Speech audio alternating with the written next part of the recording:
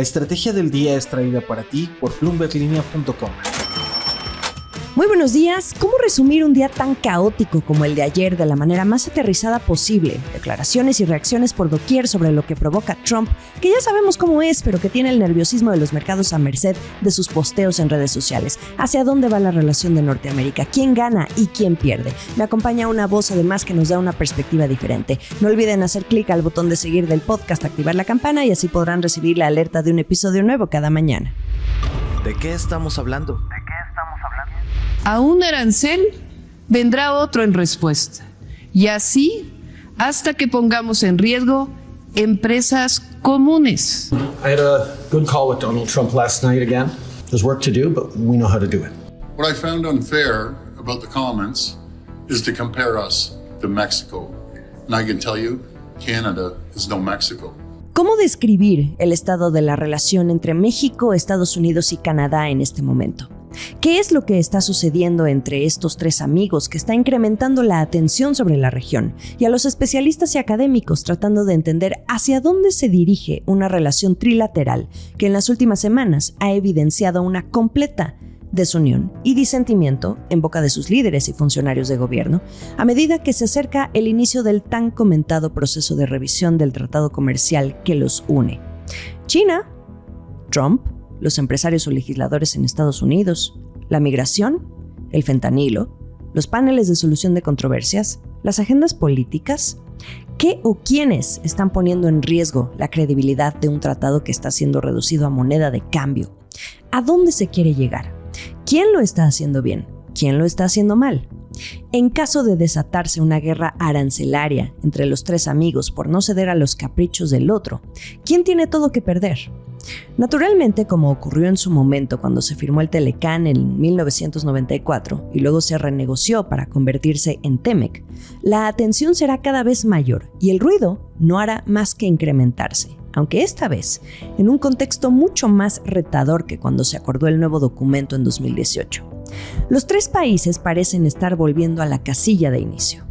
Las palabras que escucharon al inicio son en respuesta a lo que Donald Trump escribió la noche del lunes 25 de noviembre, por primera vez como presidente electo, pero que solo reiteró, porque aquello de imponer aranceles de 25% a México apenas se siente el 20 de enero en la oficina oval, por no frenar los flujos migratorios, ya lo había advertido desde hace 20 días, la noche previa a ganar la elección presidencial. La diferencia es que Trump, esta vez en su mensaje de lunes, escrito en su red social Truth Social, agarró parejo con todos. Con México, pero también con Canadá y con China. La razón de Trump es que ya fuera México o Canadá, habría aranceles de 25% a todos los productos procedentes de sus dos países amigos, ya que era necesario a fin de tomar medidas drásticas contra los migrantes y las drogas ilegales que fluyen a través de las fronteras norte y sur de Estados Unidos. Para China, aranceles adicionales del 10% por no haber cumplido su promesa de instituir la pena de muerte para los traficantes de fentanilo, el cual asegura entra al país principalmente a través de México, a niveles nunca antes vistos. Quizá el más sorprendido e indignado de los tres es Canadá. De nada sirvieron esas declaraciones que dieron los premiers de Ontario y Alberta sobre quitar a México del tratado, o las palabras del primer ministro Justin Trudeau de poner todas las opciones sobre la mesa ante las preocupaciones del papel de China en México en materia comercial. Tan sorprendidos que justo el primer ministro de Ontario, Doug Ford, consideró insultante que se haya comparado a Canadá con México, no solo en asuntos comerciales, sino en seguridad fronteriza. Él dijo, Canadá no es México. La misma noche del 25 de noviembre, tras el posteo de Trump, el ministro de Seguridad Pública canadiense Dominic LeBlanc publicó un comunicado conjunto con Chrystia Freeland, hoy viceprimera ministra de Canadá y quien negoció el TEMEC en representación de este país, en el que, sin mencionar a México, recordaron las bonanzas de la relación con Estados Unidos, calificándola como una de las más fuertes y cercanas, especialmente cuando se trata de comercio y seguridad fronteriza, además de recordar el papel esencial de Canadá en el suministro de energía a Estados Unidos. Hacia el final del escrito de 5 párrafos, reiteran que continuarán discutiendo estos asuntos con el gobierno entrante, sin mencionar a Trump. Más tarde, Trudeau, en unas breves declaraciones a los medios locales, parte de sus palabras pudieron escucharlas al inicio también, reveló que apenas Trump soltó su furia, le llamó por teléfono. Dijo que la conversación fue buena y más allá de comentar que buscarán la manera más constructiva de llegar a buen puerto, me llamó la atención la siguiente frase. Trudeau dijo, hay trabajo que hacer, pero nosotros sabemos cómo hacerlo. A la mañana siguiente, desde México, la respuesta de la presidenta Sheinbaum. La primera que hace directamente a Trump, mediante una carta que a estas alturas ya todos escuchamos completa o alguno de los fragmentos que leyó en el que hoy ya es considerado el horario prime time de los gobiernos obradoristas, la conferencia matutina. Sheinbaum eligió responder de la manera más pública posible, leyendo en voz alta a los millones de mexicanos que sintonizaron la conferencia el escrito de 2 páginas en el que primero dijo que el fenómeno migratorio y el consumo de drogas no se atienden con amenazas ni aranceles, por lo que propuso atender las causas y sostener un diálogo con Trump y su equipo, cooperación y entendimiento recíproco. Luego, la reacción. A un arancel vendrá otro en respuesta. Esto ya lo escuchamos también, solo que por parte de ella es la primera vez. Quien ya había dicho que así reaccionarían fue su secretario de Economía, Marcelo Ebrard, cuando lo advirtió hace 2 semanas en una entrevista radiofónica. Mensajes confusos. Por un lado, buscan el diálogo, pero por otro, también lanzan su advertencia. ¿Qué estilo está revelando? Lo comentaba con ustedes hace 2 días. Su músculo negociador y confrontativo está por verse. Aishan Tarur, un columnista especializado en asuntos globales para el Washington Post, describió en su cuenta de X que Sheinbaum devolvió el golpe, cuando en una parte de la carta mencionó cómo la política migratoria mexicana había reducido en 75% los trayectos a la frontera del último año a la fecha, o que el 70% de las armas incautadas a delincuentes en México proviene de su país, de Estados Unidos. Lo que sí reconoció Sheinbaum fueron las muertes por la delincuencia en México, pero recordando que se originaba por satisfacer la demanda de drogas en Estados Unidos. Dijo que esos, lamentablemente, sí los pone México. Fue la mejor manera de responder. El secretario Ebrard, en su cuenta de X, dijo que la presidenta fue firme, que el arancel dañaría a ambos países. Luego el subsecretario de Comercio Exterior, Luis Rosendo Gutiérrez, destacó de la carta en el mismo sentido que, a través de aranceles no se va a elevar la competitividad de Norteamérica. Que no perdamos tiempo. Entonces, ¿a qué estará apostando más México desde ya? ¿Al diálogo o a la ley del talión?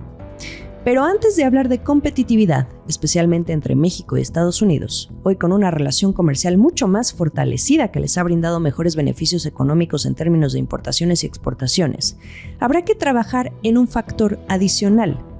Desde la US Mexico Foundation plantean en un escrito reciente que el nombre del juego será la seguridad económica. Esto se refiere a la importancia de cuidar los valores esenciales sobre los que se construyeron ambos países, como la democracia, las libertades individuales y el apoyo a un orden basado en normas. Seguridad económica para entonces proteger las cadenas de suministro críticas y el aprovisionamiento de materiales, bienes y servicios esenciales entre socios y aliados democráticos de confianza. En este contexto, como marca el documento, con la competencia económica contra China que ha persistido tras la pandemia, tiene sentido que México y Estados Unidos fortalezcan sus alianzas para convertirse en una región más competitiva. Especialmente ahora que tanto el gobierno entrante de Trump como el de Sheinbaum tienen mayorías legislativas amplias para hacer los cambios que deseen. Por eso, más que hablar de nearshoring, se trata del ally shoring, que ha venido planteando esta organización desde siempre, un término en el que los países aliados reconocen la importancia de las instituciones y relaciones duraderas que vinculan los intereses de un Estado a los de otro y hacer frente a las amenazas comunes. La voz. Si el ruido termina ganándole al diálogo y la cordura, ¿qué podemos esperar de los 3 amigos de Norteamérica hacia adelante? Si ya ganó Trump, si ya se encamina a la Casa Blanca, ¿para qué seguir amenazando con aranceles entonces? Bueno, ahí está la clave, en que no hay que verlo como una amenaza cuando se trata de Trump, sino una invitación para empezar a negociar. Busqué a una de las voces, les podría decir con las opiniones más aterrizadas en este asunto trilateral, incluso frente a China, y a quien por cierto tuvimos el deleite de escuchar en vivo durante el Bloomberg Linea Summit de este año. Diego Marroquín, primer catedrático Versing Foster para Norteamérica en el Woodrow Wilson Center. Esto es lo que nos dice desde Washington. Incluso desde su perspectiva, la respuesta de México ni siquiera iría para Trump. todas estas son señales. O sea, primero de Trump, yo creo que él sí quiere implementar aranceles, pero pues obviamente yo creo que sus asesores están muy conscientes de los riesgos y de los costos que tendría ponerle aranceles a sus dos socios comerciales más importantes y a China también. Pero lo que está tratando de hacer con esto, incluso antes de que empiece su presidencia, es presionar al gobierno de México y al gobierno de Canadá para que ellos estén dispuestos a ofrecer, a ceder más en otras áreas de la relación, incluso antes de que empiece su presidencia. Es una forma de presionar, es una estrategia de negociación muy al estilo de Trump, muy transaccional, muy directa, muy agresiva, muy diferente al actuar, al regular funcionamiento de la relación México-Estados Unidos, que es a través de diálogo, es a través de instituciones. Uh-huh. Él, si quiere una forma de brincarse todo eso, pues es poniendo la amenaza sobre la mesa, que así fue como llegamos al TEMEC.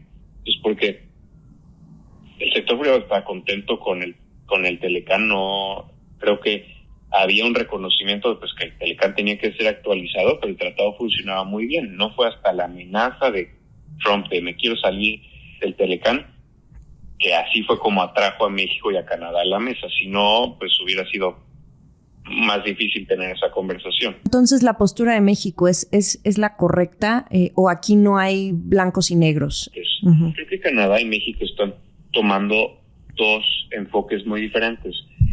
Cuando Trump hizo esta publicación, el primer ministro Trudeau le marcó directamente a Trump, hizo una llamada privada y pues yo creo que habrán discutido como, oye, esta no es la forma de hacer las cosas, como que hay que sentarnos a hablar y ver qué podemos hacer.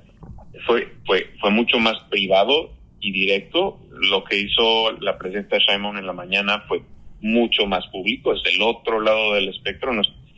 Pero quizás, una guerra de aranceles, como hablamos, afecta, o sea, los tres países saldrían perdiendo.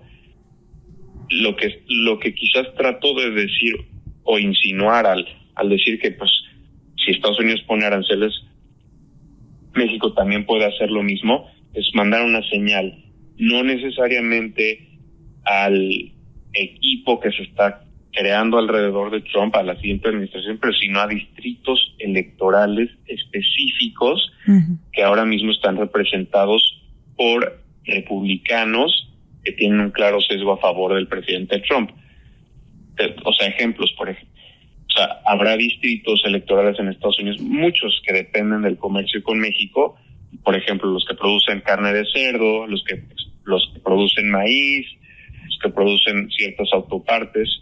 Uh-huh. Cuando México dice, yo también te puedo poner aranceles, les está mandando un mensaje directo a ellos. Es como, si tu partido toma esta postura, México puede intervenir de manera quirúrgica, de manera muy específica en esos distritos electorales representados por republicanos. Entonces, pues el riesgo está para los dos lados. Si México decide ponerle aranceles a un distrito electoral que depende de las exportaciones de productos de carne o de cerdo a México, pues, y le ponen aranceles, los que pierden en ese caso serían los votantes de ese distrito, y pues la culpa uh-huh. se la echaría, o sea, la culpa va directo al representante uh-huh. republicano.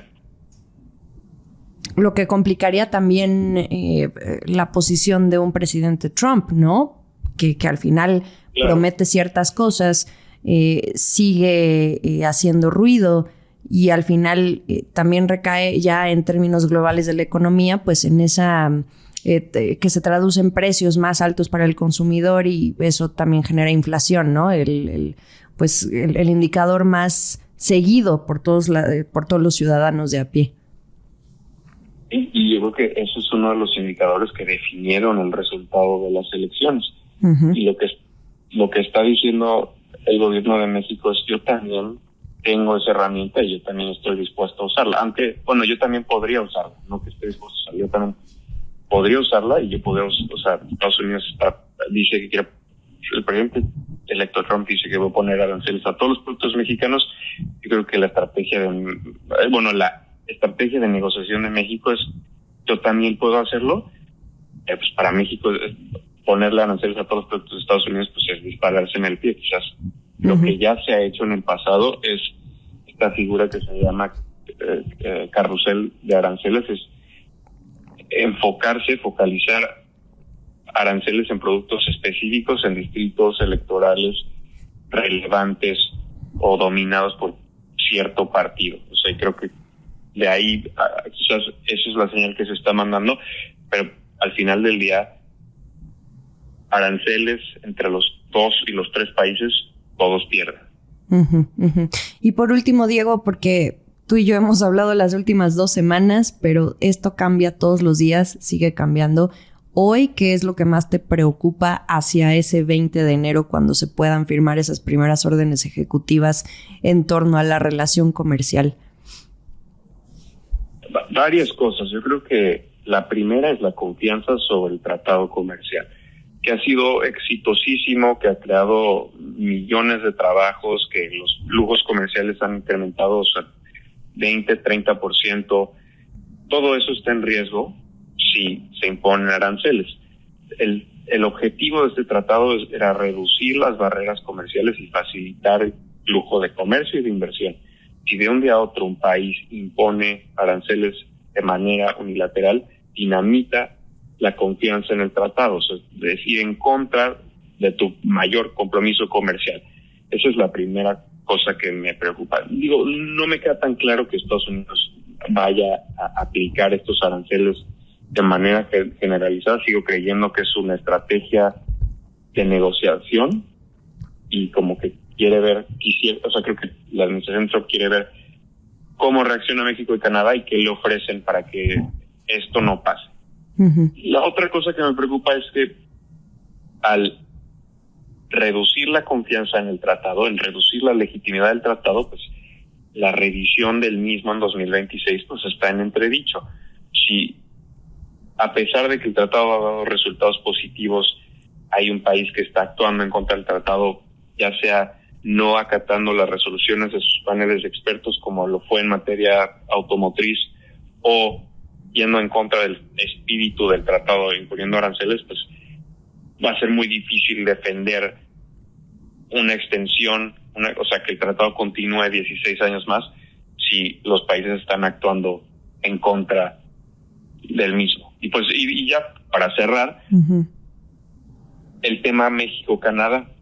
El tratado ha sido, bueno, a México y a Canadá les conviene, o sea, sobre todo con el tipo de negociación o el tipo de conversaciones que va a haber en donde Estados Unidos, pues al ser el socio más grande de los 3, pues le conviene imponer su peso comercial 1 a 1 para sacar más de los 2 países. Pues si Canadá y México se separan, pues es más fácil que Estados Unidos obtenga más cosas a cambio, o sea, que tenga que dar menos cosas a cada uno. Y si nos ponemos a ver lo que las últimas declaraciones de los políticos de Canadá, no del sector privado, porque el sector privado de Canadá tiene muy claro que es muy importante continuar en este camino de mayor integración y mayor comercio. Pero si los políticos de Canadá siguen empujando a México y siguen apostando por sacar a México de esta conversación trilateral, pues lo único que están haciendo es ir en contra de los propios intereses de los canadienses. Canadá solo tiene menos poder de negociación que Canadá con México. México, como lo habíamos dicho, México pesa más que Canadá en materia económica. Entonces, si nos vamos a ir a esa como visión simplista de pues dejar a México afuera o dejar a cualquier socio afuera, México hoy en día tiene más fichas de negociación con Estados Unidos que lo que tiene Canadá ahora. Y eso es algo que quizás antes no se daba, pero que ahora es una realidad económica, y eso es algo que quizás ciertos políticos de Canadá, como el premier de Ontario, no están tomando en cuenta. Entonces, de los 3 amigos, el gran perdedor sería Canadá en ese aspecto. Pues yo creo que sí, porque quizás Canadá y México no comercien tanto como sí comercia México, Estados Unidos y Canadá, Estados Unidos, pero el eje México-Canadá es esencial para México y para Canadá, pero sobre todo para Canadá, me atrevo a decir, por el peso económico en seguridad y en migración que tiene México para Estados Unidos. El último sorbo. Y mientras los 3 países de Norteamérica se sumen en el ruido arancelario, ¿quién gana? ¿Y quién dice con permiso? Pues China, porque se debilita una relación y posición comercial que suman las 3 naciones, mientras el dragón se fortalece, según Marroquín, a quien le agradezco la llamada desde Washington. Mientras tanto, en Estados Unidos no es Robert Lighthizer, pero sí uno de sus cercanos y protegidos, quien finalmente se va a quedar en el cargo que todos esperábamos, el del representante comercial. Será Jamieson Greer. Trump dice que su tarea será centrarse en frenar el enorme déficit comercial de Estados Unidos, defender la manufactura, la agricultura y los servicios, así como abrir mercados de exportación en todas partes. Trump también nombró a Kevin Hassett para dirigir el Consejo Económico Nacional, cubriendo así otro puesto clave de su equipo económico.